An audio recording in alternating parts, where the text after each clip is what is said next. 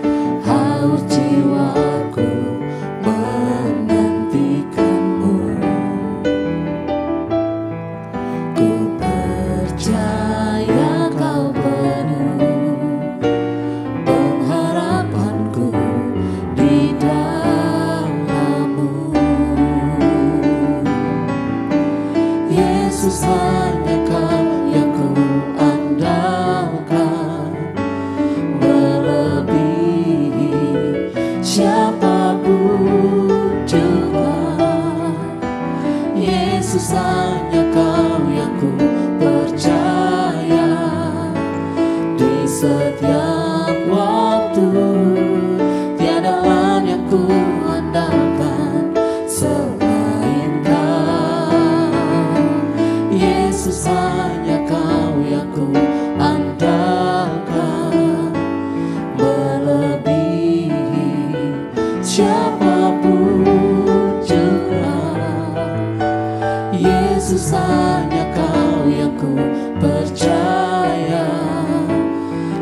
setiap waktu.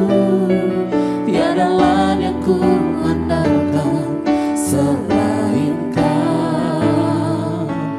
Yesus, hanya Kau yang ku andalkan, melebihi siapapun juga. Yesus, hanya Kau yang ku percaya. Di setiap waktu tiada lain yang ku andalkan selain Kau, Yesus.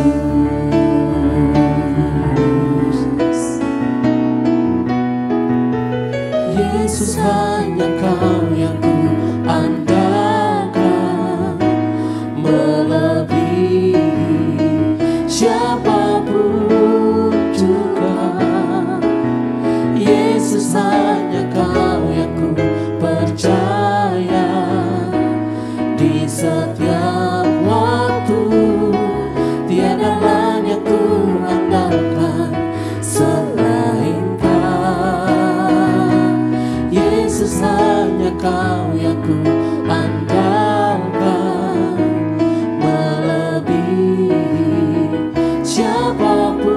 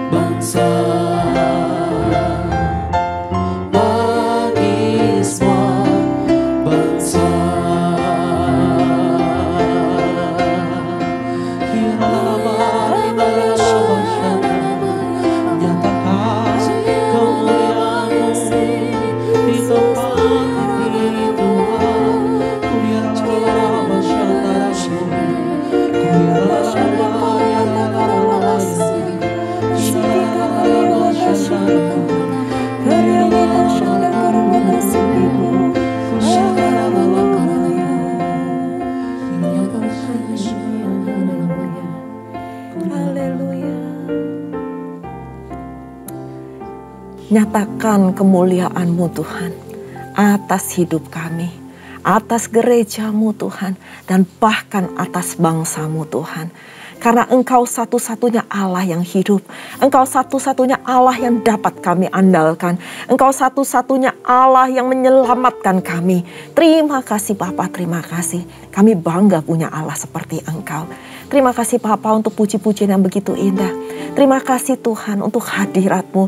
Kami percaya Tuhan, hadirat-Mu membawa kelepasan untuk kami, membawa mujizat untuk kami, dan bahkan Tuhan, pemulihan demi pemulihan akan terjadi dalam kehidupan kami.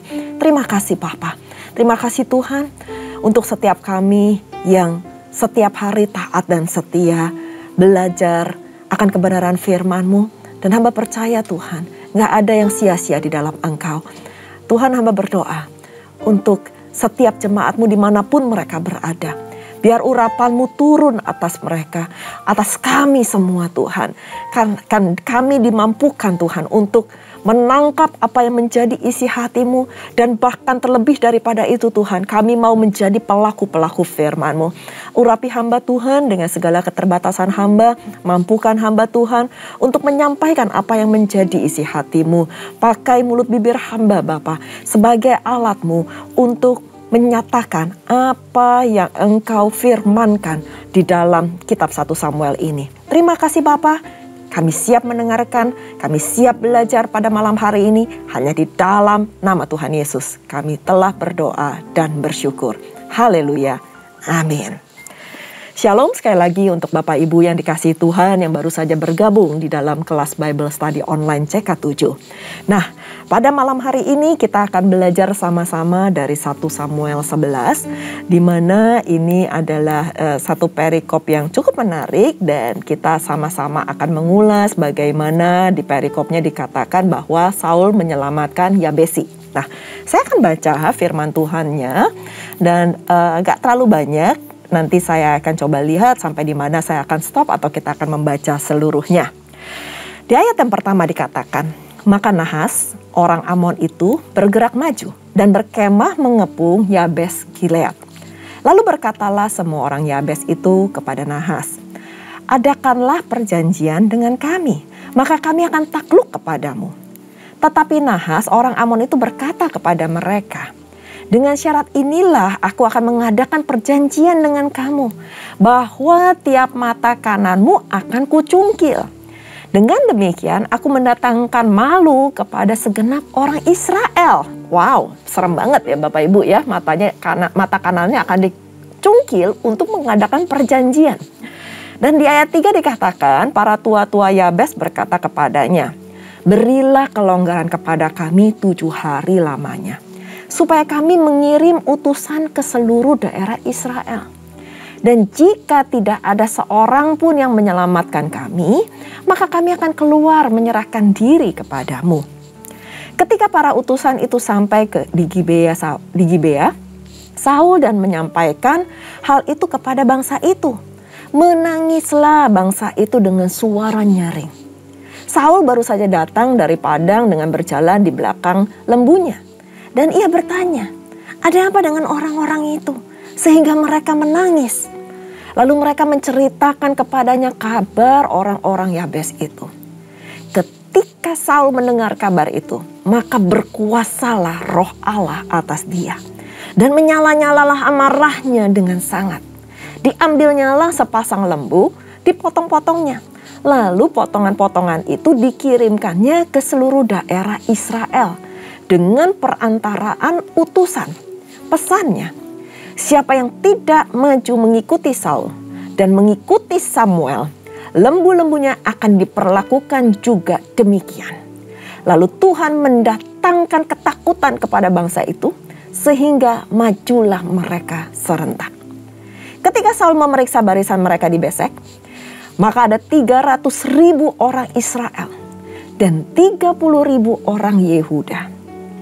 Kepada para utusan yang datang itu dikatakan, beginilah kamu katakan kepada orang-orang Yabes Gilead, besok pada waktu panas teriknya matahari akan datang bagimu penyelamatan.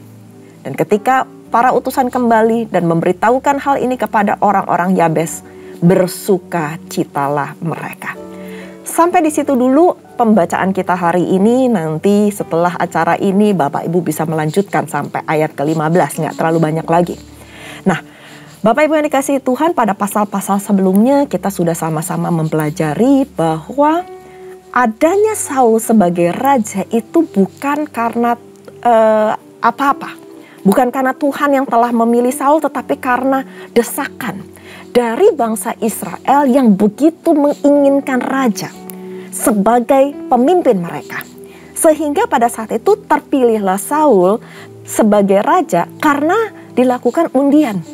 Nah, pada saat Saul dinobatkan sebagai raja, ada kelompok yang meragukan, bahkan memusuhinya. Itu kalau kita baca di pasal 10 ayat ke-27. Namun Tuhan memberikan kesempatan untuk menunjukkan bukti bahwa tidak ada lagi yang perlu diragukan.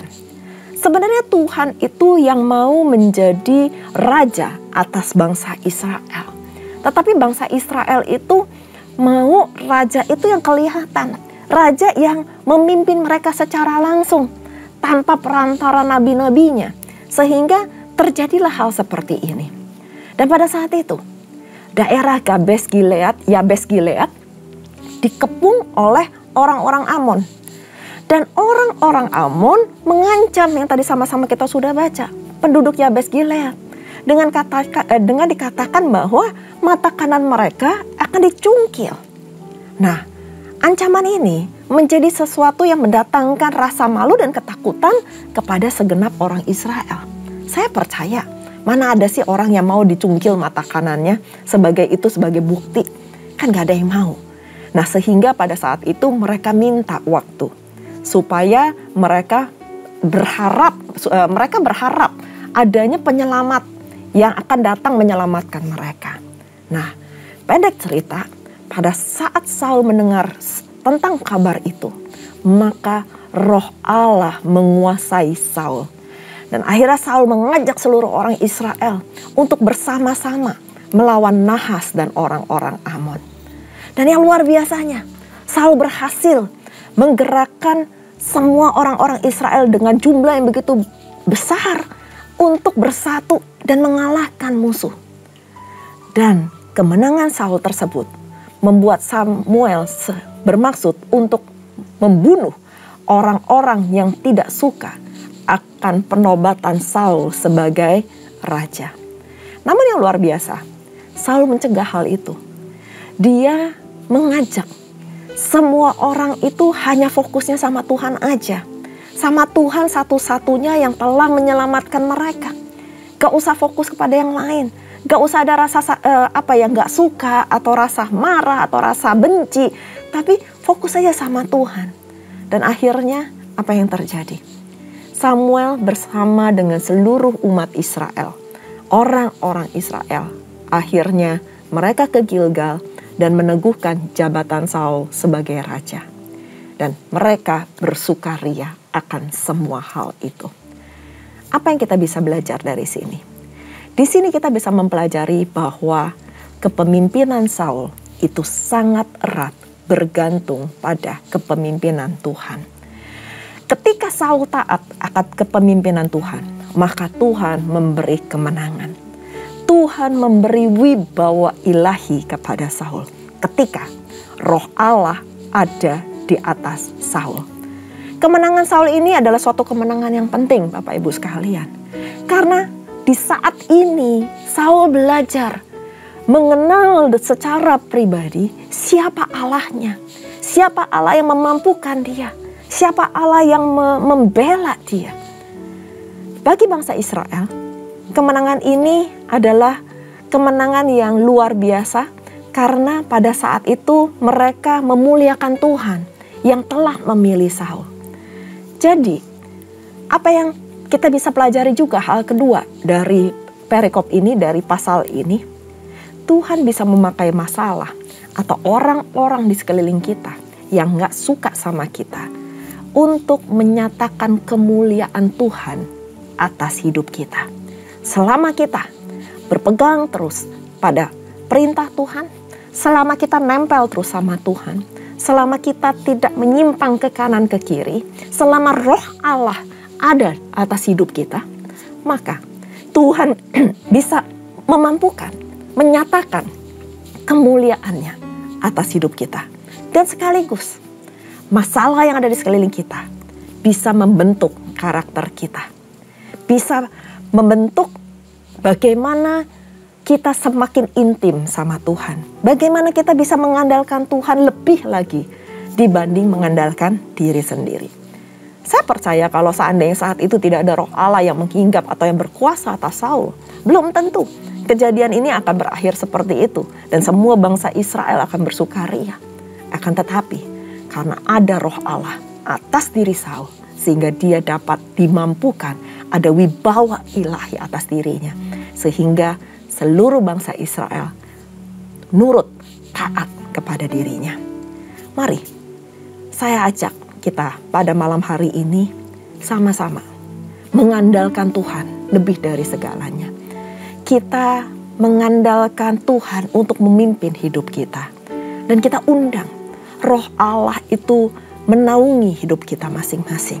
Sehingga apapun permasalahan kita, apapun tugas yang Tuhan berikan dalam kehidupan kita.